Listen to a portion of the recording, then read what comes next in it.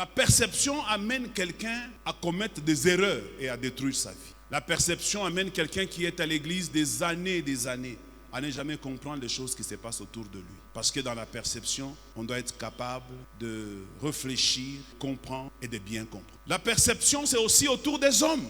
Comment est-ce que tu perçois certaines personnes? Comment est-ce que tu vois les gens? Qui sont-ils pour toi?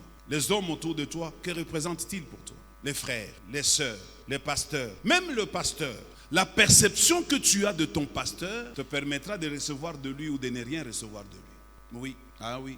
Si dans ta perception, tu es comme Sarah, c'est un homme comme tous les hommes, vivant, mangeant comme tous les hommes et qui mourra un jour, eh bien tu riras comme Sarah. Mais si dans ta perception, tu comprends, tu recevras.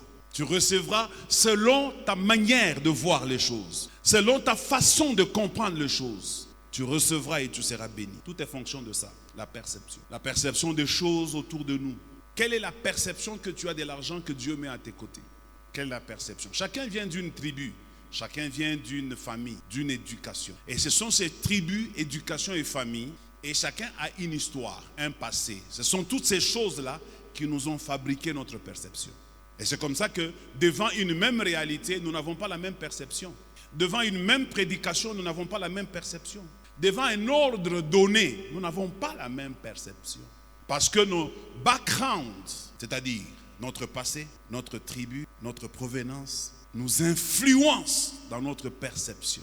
Et la plupart des conflits que nous avons dans le monde sont dus à la perception. Comment est-ce que nous percevons les choses? Quand l'ancien Simon vous dit, c'est une parole de la Bible, dite par le Seigneur Jésus lui-même. Vous croyez au Seigneur Jésus, mais vous doutez par moments des paroles qui sont sorties de sa bouche. Quand le Seigneur vous dit, ne vous amassez pas les trésors sur la terre, là où la rouille et la ruine peuvent détruire et les voleurs peuvent vous voler. C'est pour vous une chanson? C'est pour vous un moral? Ou bien c'est pour vous une motivation? Ou c'est un entretien de votre âme? Ça veut dire quoi? C'est la perception qui fait la différence. Si quelqu'un pour lui, bon, c'est une parole de la Bible, elle reste dans la Bible, c'est sa perception. Même si vous répétez cette parole 50 000 fois, sa perception prendra toujours la considération comme si c'est une parole de la Bible. Mais à quelqu'un d'autre, cette même parole de la Bible, il en fait sa propre vie. Il croit dans ça sans hésiter. Il se donne tout entier dans ça.